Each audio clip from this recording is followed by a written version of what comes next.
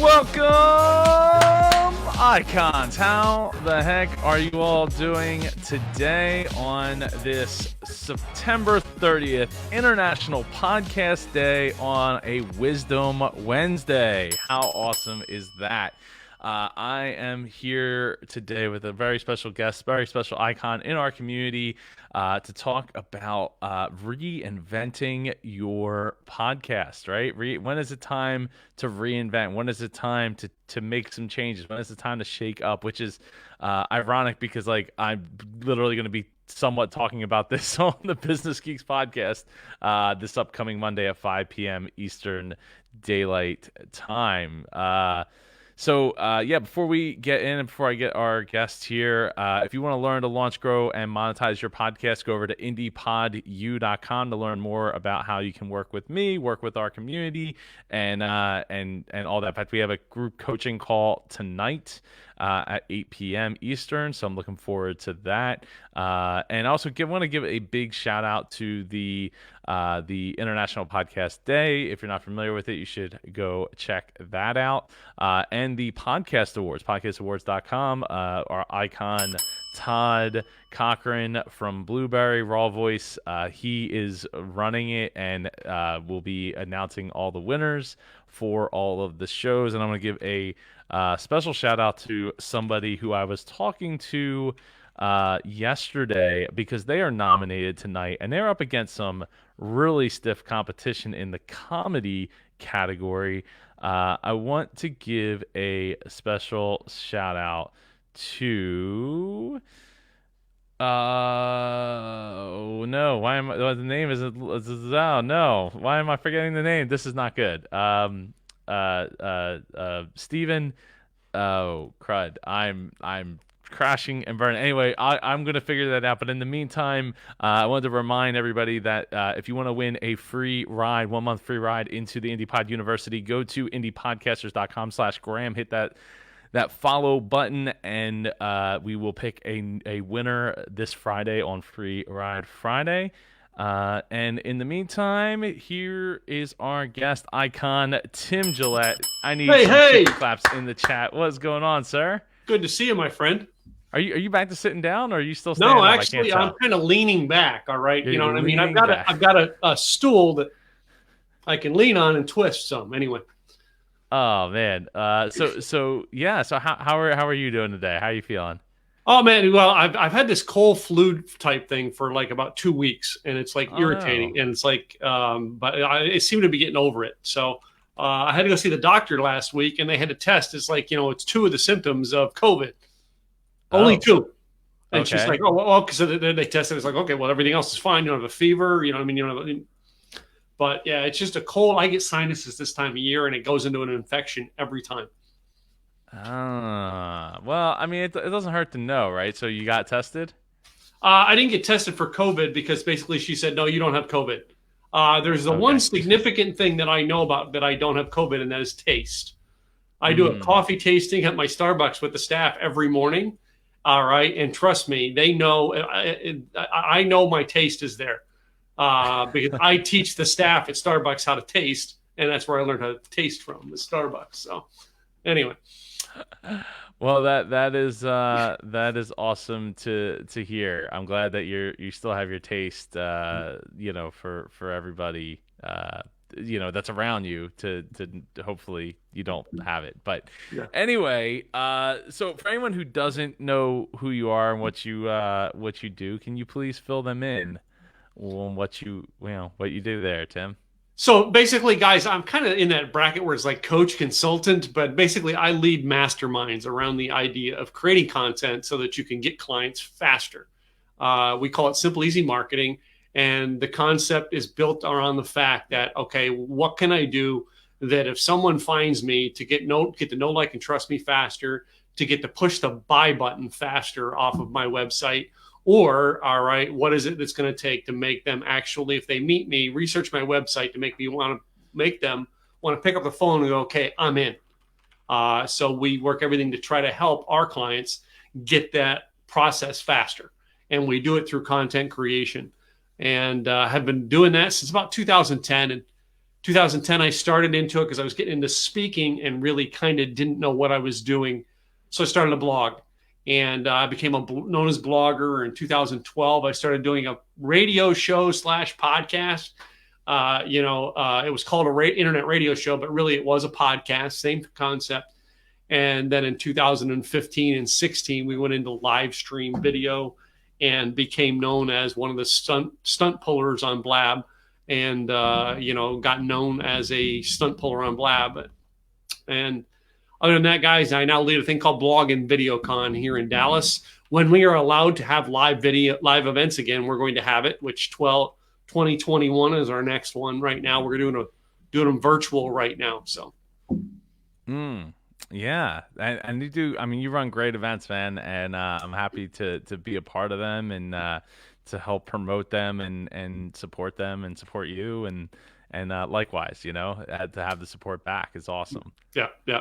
So I think 2000 the greatest thing I can say 2020 about being stuck at home is I really got to know you. You know what I mean, and got to know your community. You got to know my community, and it's been a great bonus because I think you and I are probably brothers from another mother that kind of just meld in and can answer the questions I don't know. Joe jumps in my community and answers, and sometimes the questions he doesn't know, he asks me and I answer in his community. So it's a great, one of those great relationships that I think came out of 2020. Oh, I mean, there's a lot. I mean, that absolutely is, towards the top of the list of the great things that came out of 2020. It hasn't been all bad. It's, there's been a handful of good things, and I wanted to correct myself from earlier when I said that we have a icon that I got to talk to yesterday, and I wasn't sure what the name of the podcast was, and that was because I don't think he actually mentioned the name of the podcast yesterday, because I probably would have remembered it.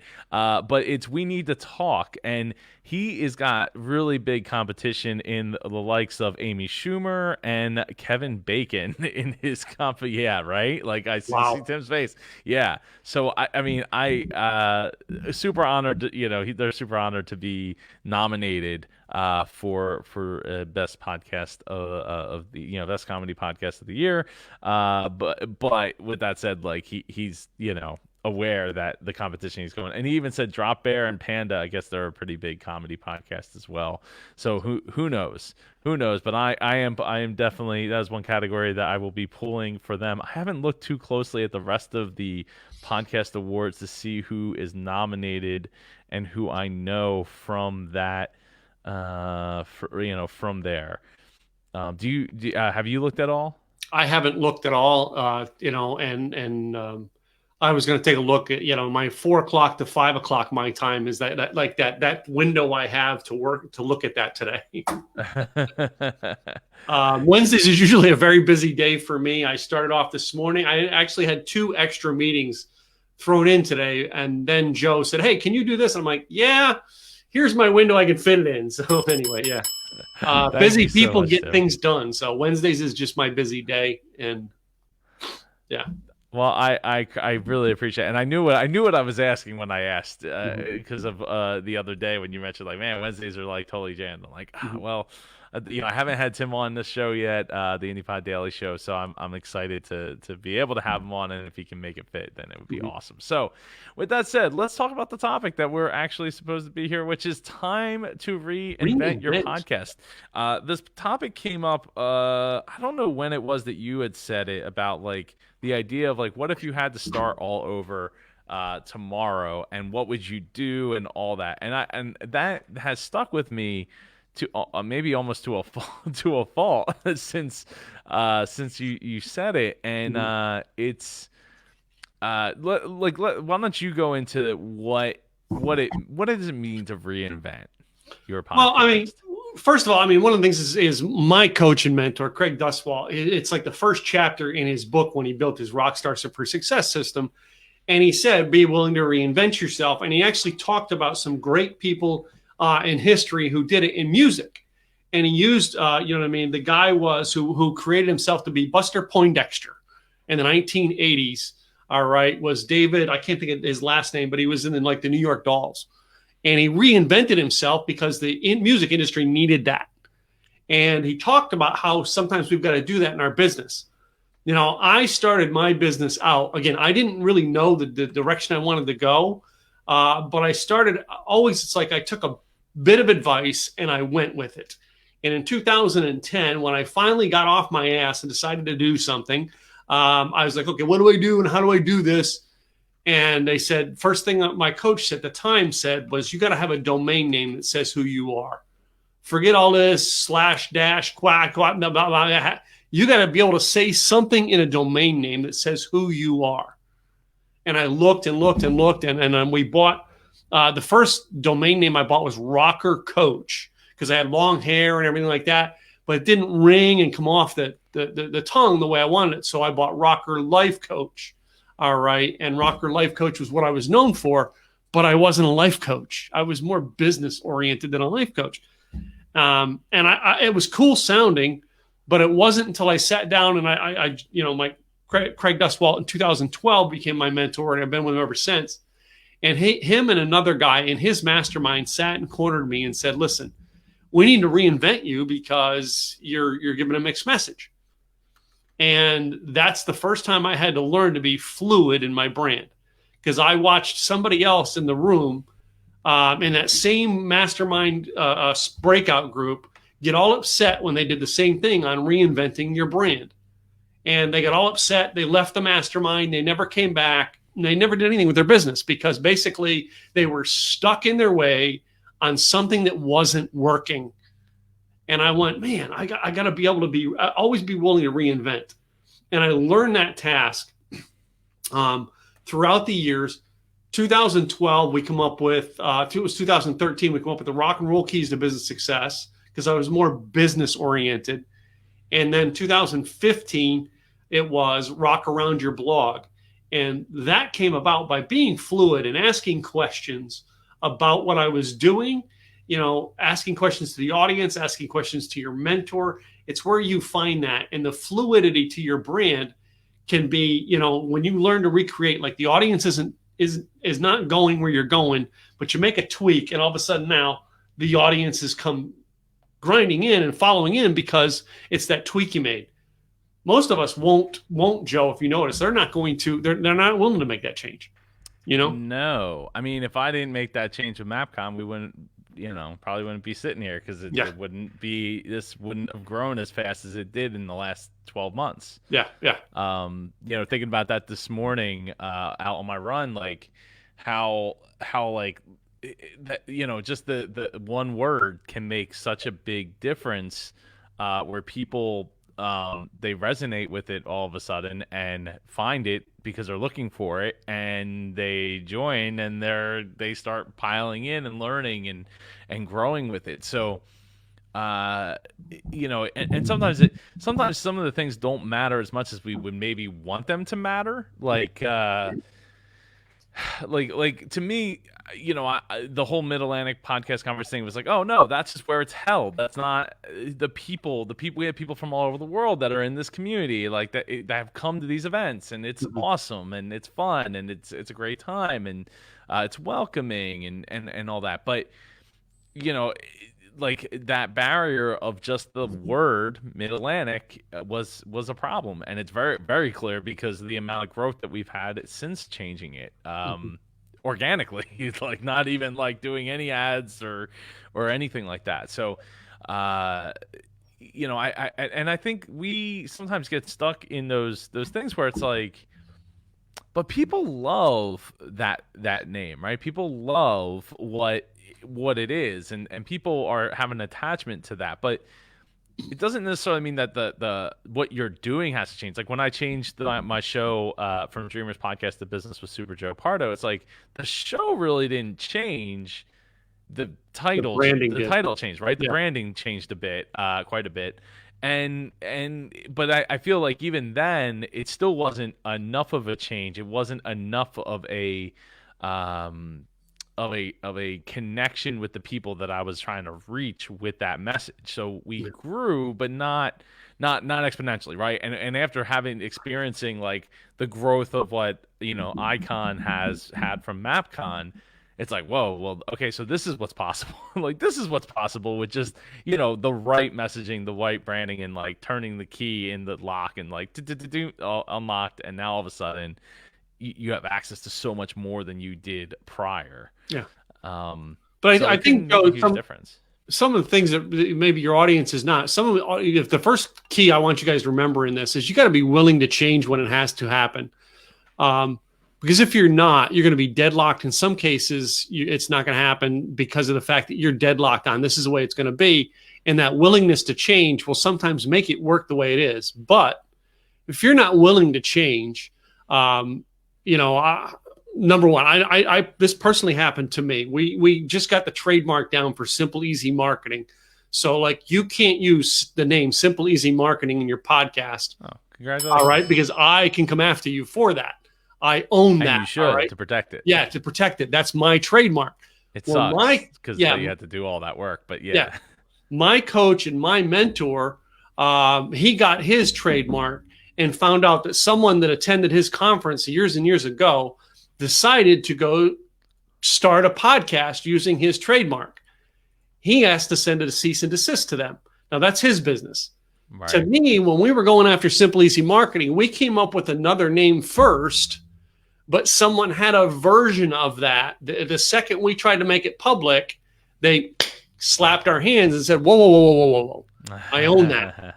And I had to go in and change all of my stuff, take all the domain names I bought and let them expire because I couldn't use them.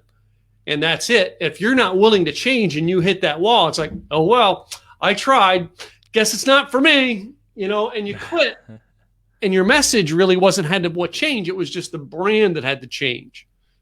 That's the key, why you've got to be willing to be fluid until you can find that trademarkable thing. When you got that trademarkable thing down, guys, you own it. Nobody can take it away from you. Yeah, no, absolutely. When is it time? What are the warning signs that we should be looking at that does like, hey, we should make, maybe we should make a change? Well, the biggest thing is you should make a change if basically you're tapping into someone else's trademark. Oh, no, I was talking about like to just reinvent in general, not to. Oh, to reinvent, not for the tapping into somebody else's trademark. Yeah. That's as soon as you get the cease and desist letter, it's like, yeah, is this a hill worth dying on? Yeah. Probably not. But when you should consider to do it, it's not something that you got to sit there and go, well, you know what I mean? Should I? It's signs kind of come up. You know what I mean? As you grow in your business, you need to be tapped into a coach or a mastermind of people who can actually help give you feedback on this.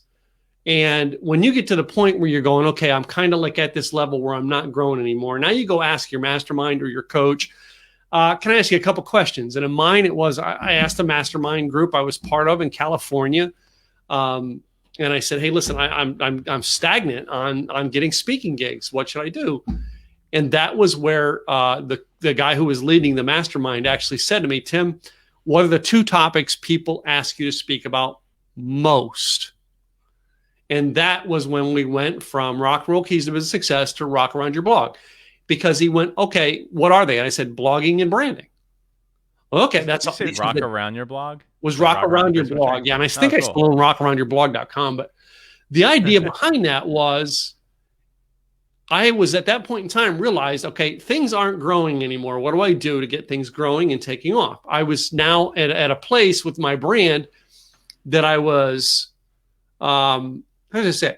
I was in a category where everybody was at, and I was trying to do a twist onto it that really not everybody was willing to take off and listen to.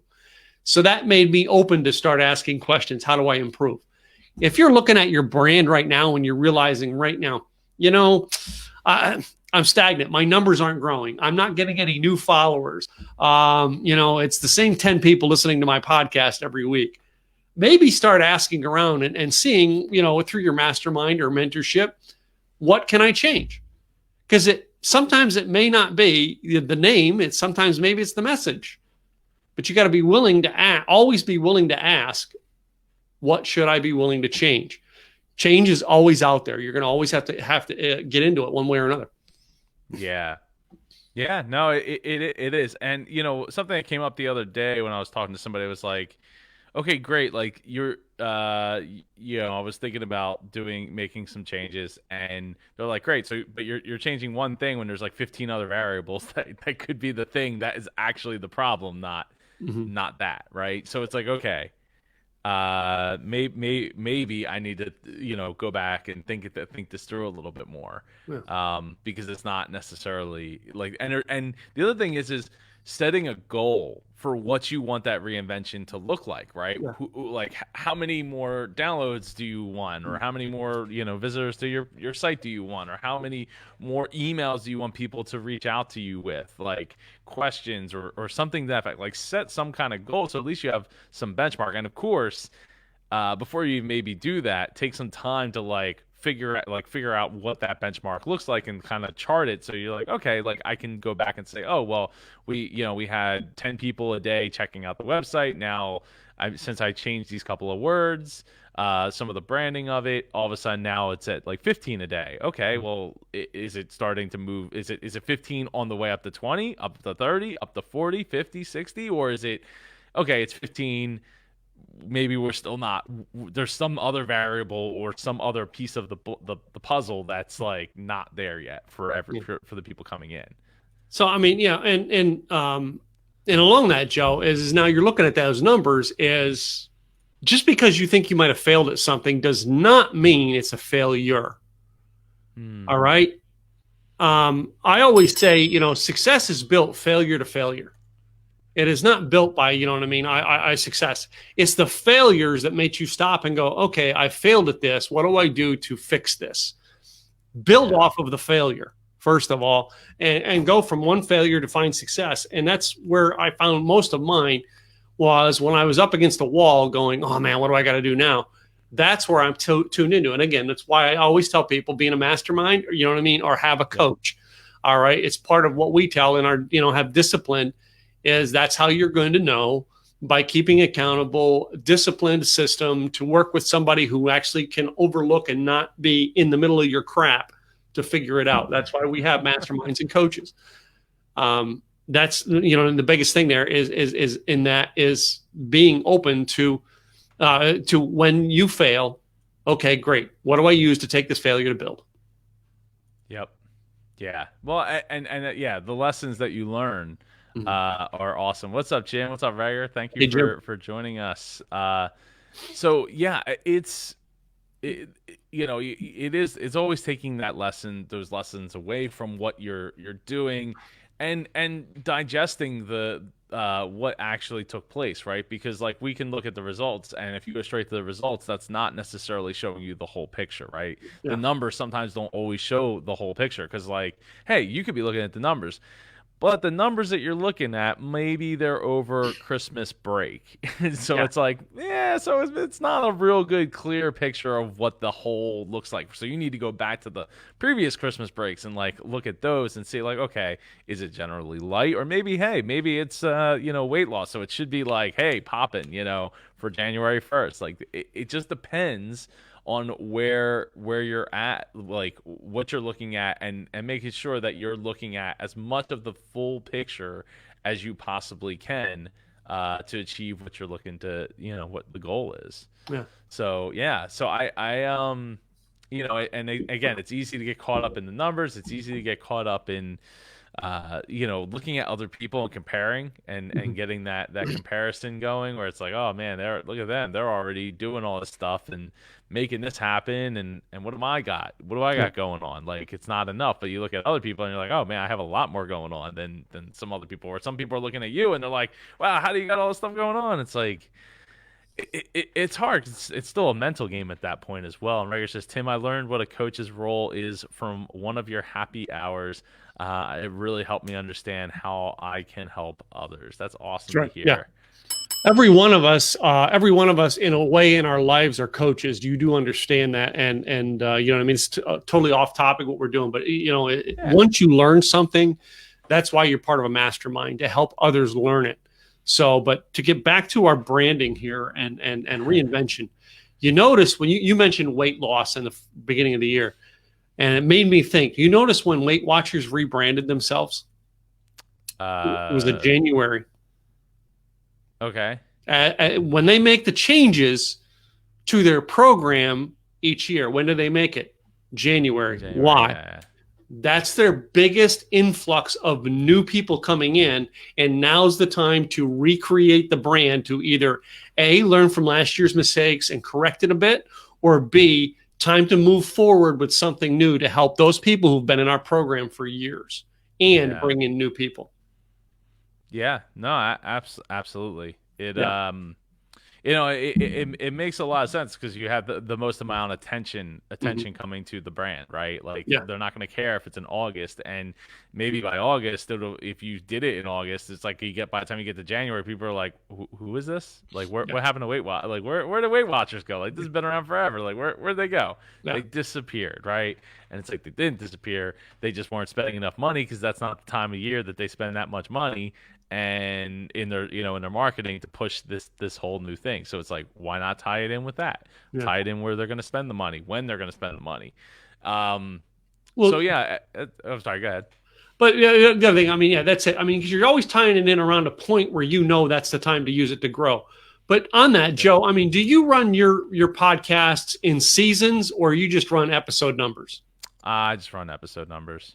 So I've Yeah. got one that I do in seasons, and when I change the season, I do the changes.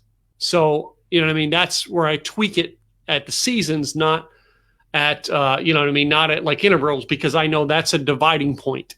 Most Mm. people are looking for where's that dividing point. Well, just because you came up with the idea today doesn't mean you implement it today. No, do some research onto it. Say you're going to launch your next season on November 1st. Well, great. That's when you start doing the prep work and everything to get it done now. You know what I mean? Yep. That's what, like, you know, we went into 2020 with the idea of branding everything in our business to be around simple, easy marketing. And, you know, that's when we changed our brand coming into the new year. Well, going into 2021 is where that's all going to be launched because of the fact that 2020, we didn't do live events. We only did virtual events. So Yeah. knowing that switching point, all right, is not always meaning, guys, okay, I learned it on today, September 30th, so I need to relaunch on October 1st. No, it may be November 1st before you launch that change. You know what I mean? Yeah. Just because you learned it today doesn't mean you switch everything today and drop everything. You learn from the failures, take a month to evaluate this, and make a launch out of it. Not an instant launch, but a soft launch.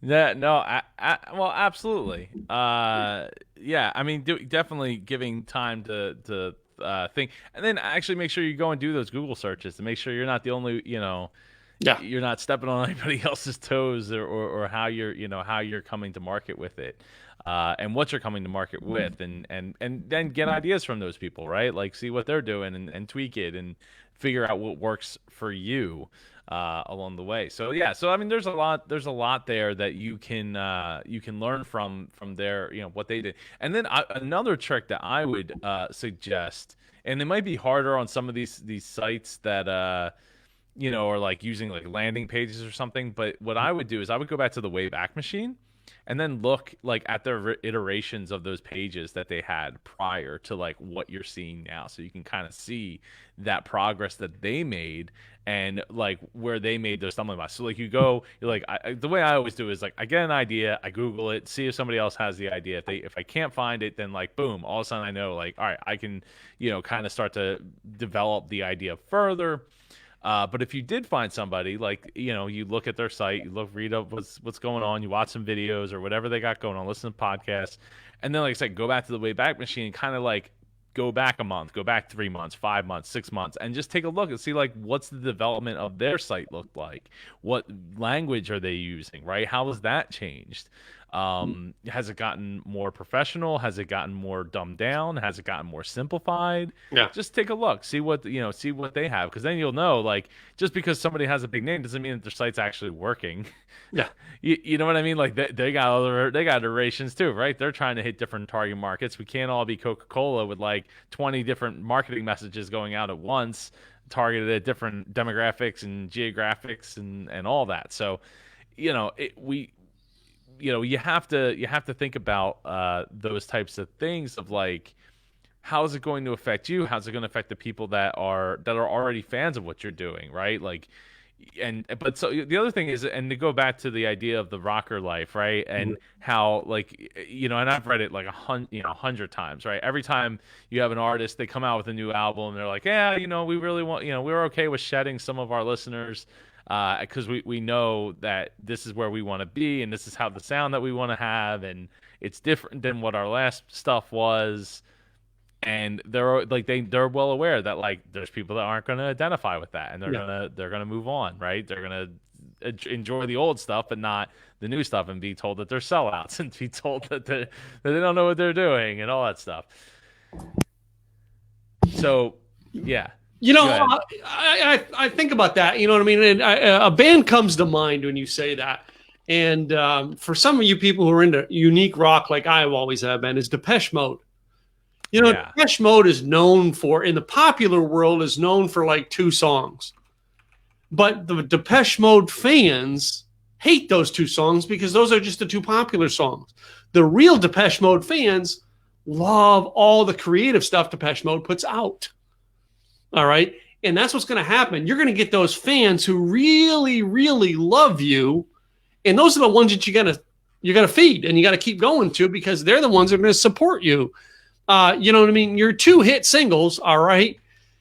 If you try to pander to them, it's great if you can, but if that's not your creative niche, sooner or later, it's going to become a job to you. And you're going to be like, well, I don't want to do this podcasting. I mean, it's just another job to me, And that's where Depeche Mode is the great example of that. They have 2 songs that pretty much everybody in the popular world knows, but the real Depeche Mode fans buy everything about Depeche Mode because their music is just a little bit weird.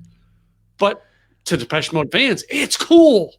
I'm trying to think, what is the other song other than Enjoy the Silence? And I'm going to feel embarrassed when you say it. But Depeche Mode, I know them for Personal Jesus. Okay. Yeah, that song's okay. Like, it's all right. Yeah, Personal Jesus, and there's another one too, and I can't think of the name of it, but I'll fire up iTunes for the first time in like forever, because I know I have it in there. After it takes a month and a half to load. Let's see, Depeche. Somebody type it into the comments and let us know what it is. Let's see who's in your fan base. It's a Depeche Mode fan. So, I mean, I think I have a bunch of their like songs, but I don't know. God, iTunes is painfully slow. Mm-hmm. It is. So, I mean, but I can go with other rock bands and their rebranding process. All right. Look at Van Halen. Oh, that's awesome, Rager. Yeah. Van Halen. I mean, come on. You know what I mean? There's people who love the old David Lee Roth, and that's me. I love the old David Lee Roth stuff. But in reality, I love Sammy Hagar. I'm more of a David Lee Roth fan in Van Halen.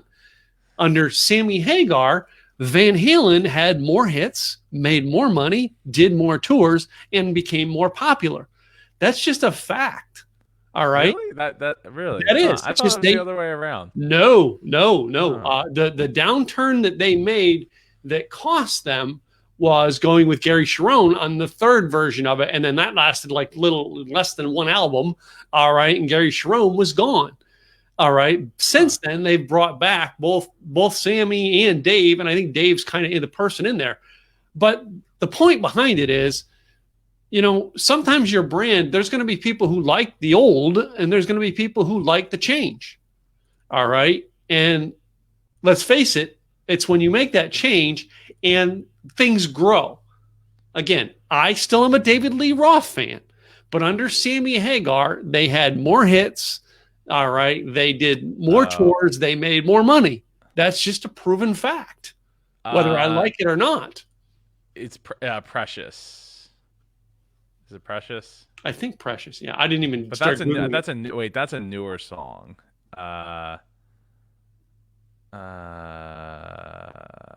What's the song here? When it pulls it up here, Personal Jesus and I don't even understand iTunes anymore. Like, I just want to see a list of the songs, and it's not showing me a list. And I go to view, and I can't even see. Like, I just want to see the like the old like track name, person, like it's just cover art like stacked on top of each other. I don't I don't know. It was something to do with Oh, it's no good. That's it. That's the song. The other one I mentioned, Precious, was that was a more recent song yeah, that came yeah. out. That was pretty good. I think it was on People the are radio. people was the other one from 1984. But I think Personal Jesus was Okay. like 86 or 87. And that's the two I know him for. All right. A lot of the other ones I really didn't know him for. Oh, just can't get enough. Yeah. Yeah. So they have a handful of songs that are like, I think I don't know where they rank in the I think more on the people know charts, him but for People Are People and Personal Jesus in the popular realm, but it's all of their music is good. Again, I'm not oh sitting there yeah. criticizing, but the people who love Depeche Mode, let's face it, they went out and they bought Precious because they've been a fan since 1981. So yeah. Yeah. Yeah. No, that's No, that's good. I didn't realize I have a bunch of like what's this? Never Let Me Down Again. Mhm. Uh Sung by Smashing Pumpkins and Depeche Mode. Like, yeah, that's pretty cool. Anyway, this is some old stuff that I'm looking through. So anyway, I guess the lesson there is that, you know, don't be afraid to find some people that you trust and ask them what they think and get their input, especially if they're fans of what you do and like actively support what you do and like get what you do versus people that just don't. They're like, oh, you do that podcast thing, yeah, cool. Like, but if they're not actually invested in in what you do, then it's not gonna help you by asking them what they think because they just aren't gonna have a real valid opinion of your from your fan base perspective. So Yeah, we used to do a thing with in our marketing, you know, post after the podcast, after we get them into the list, stuff like that. We would do a thing in marketing with our newsletter where we did the video newsletter and then we did a survey at the end of it, asking them what they wanted next. And basically, the way I did it was a unique way. It was something I did was very unique and it's a marketing technique. Hey, man, thanks, thank you, Larry. I love Larry. Larry. I appreciate that. I love Um, Larry too. we did it where we'd say basically we'd give them every question, we'd give them like two or three options. And what they didn't know is it was like a 2-question survey with 2 options under each thing on the survey. And it was, what do you want us to create for next week's newsletter? But next week's newsletter was already written because basically I recorded 52 videos and I put it out over 52 weeks. And when you went to survey and you filled it out and you said, well, I want option A, I want option B on the second question, next week was a combination of everything. So basically, I made it sound like when I brought it up, well, so last week you said you wanted, and that's it, because basically I set the things out there for what I want, so people were choosing it. Most people they don't have enough guts to basically go out there and say to their audience, well, would you like A or would you like B? And I know you do that in your events. You give them 2 options, don't you? Generally, yeah, yeah. It's funny. One of the podcasts, one of the few podcasts I listen to is the Disney Dish podcast with Jim Hill, and they were talking about this. They like, oh, Disney's going to come up with this new ticket where you can get into the Magic Kingdom like starting after I think like 1 o'clock or something like that. And it was basically like for like convention goers, right? So like because they're going to go to the convention first thing in the morning, blah blah blah. And it's like they're like, well, and of course, as soon as you buy that ticket, that they were just testing for like a 6-month period or something like that. They're like, you're gonna get that. They're gonna as soon as you buy the ticket, you're gonna get the survey. Why did you buy this ticket? What value do you feel like you're going to get out of this ticket? And all these crazy questions in their long surveys. So it's and they're trying to parse all that data together to get a big baseline on what they want. The one funny thing was in one of the surveys was like prior to the Star Wars land opening up down in Disney World this year, they're like, oh, they started asking questions like in one of the surveys about what was it like? How much do you like Star Wars, Tim? You like Star Wars. I And like if you Star answer, Wars. Yeah, yeah. but the person answered, I don't. So they said, so how much did you spend on Star Wars last year? It's like, okay, well, because they're trying to gauge, like, well, I went to the movie, I went to see the movie in theaters, and we did this thing, or went to Star Wars weekends or something. So, like, I don't really love Star Wars, but I happen to spend this amount of money on like lightsabers and things that for the kids, like. But I don't care for it. So they're trying to get these ideas of like getting real deep into the mind of the people that they're selling to. So don't be afraid to do surveys. They help. I've done them over the years, and it can really give you some good insight into what you're doing wrong. So look for those people that are like giving the negative feedback, because like a lot of people be like, "Oh, I love you and it's great and everything's awesome." It's like, cool, like thank you so much, I appreciate that. Now, what do you not like? And then give it to me straight so that I can figure out how to fix that thing. Yeah. Or adjust the wording, or adjust the branding, or the messaging, or whatever it takes. Speaking of adjusting, we got to adjust our way out of here, Tim, because we are running out of time. I don't want to infringe upon your 1 hour of free time for the day. Tim, tell people how they can get in touch with you, how they can connect with you, please. Well, it's timgillette.com. It's very simple. That's TIMGILLETTE, just like the razorblade.com is my main website. All right, go over there, check it out. We do virtual events. We do all kinds of unique things, but you can get to the main page there, read a couple blog posts, stuff like that. And I'd appreciate you stop by and check us out. Yeah, and you absolutely should. When is your next event there? Hold on, I actually got something in front of the calendar. I actually have to pull it out and move it so I can tell. My next one is October 17th. So October 17th. Yeah, that's awesome. I wonder, I don't know if I have it on my. And calendar. yeah, I think I still have. I think I do have it on my calendar. No, I don't. I do have it on my calendar. Yeah, the speaker submissions are still open. So a couple people in the podcasting world, by all means, I've had a lot of people from here come over and submit speakers. You and Larry almost always are speaking.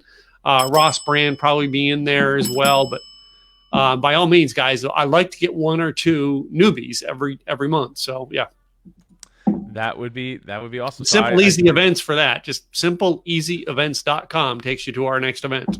Yeah. Our next event is October 24th. So get it on your calendar. There will be speaker submissions going out at some point in the not too distant future. It'll be should be a 1-day event inside the IndiePod community. It'll be a free event like the previous ones that we've done that weren't Icon 6. And so I'm looking forward to that. I got to figure out what the topic's going to be for that one. And there was one other thing I wanted to point out. We also have our big event, which basically is going to be virtual on November 6th and 7th. So normally it would be a in-person event, but we're doing it virtual because of COVID and just everybody's not ready to travel yet. So yeah, that's blog and video for that one. So. That's awesome. Well, you should totally go check that out as well. I wish I could be there in person, but we'll get there. We will get there month by month. Hopefully 2021. This isn't a warm up for 2021. Anyway, let me see here. If you want to learn how to launch, grow, or monetize your podcast, go over to IndiePodU.com today to learn how you can sign up for the IndiePod University and work with me and the community. And we have a group coaching call tonight. Tomorrow, we have Tim Bryan coming on Icon. Tim Bryan coming on here for Training Thursday, where we'll be doing a one-on-one coaching session. So looking forward to that. I don't know what time that is. That's at 2 p.m. Eastern tomorrow. So I'm looking forward to that, working with him. Of course, we have Free Ride Friday coming up. And on Free Ride Friday, if you are subscribed to our Instagram over at indiepodcasters.com/Graham, hit that follow button. You will be entered in to win a free 1-month ride into the IndiePod University. Other than that, I think we're good. Happy International Podcast Day. Happy International Podcast Day. If you don't have a podcast, today's the day to start one. Yeah, right. And good luck to We Need to Talk and any on all of the nominees for the annual podcast awards over at podcastawards.com. Go check out those podcasts, show some love, show some support, and I'm looking forward to see who the winners are tonight. I don't know what time. What time is it? September 30th at 6 p.m. PST, so 9 p.m. Eastern. Looking forward to that. So yeah, have a great night, everybody. I will see you all tomorrow. Thanks again, Tim, for taking the You bet. time to be here, and take care.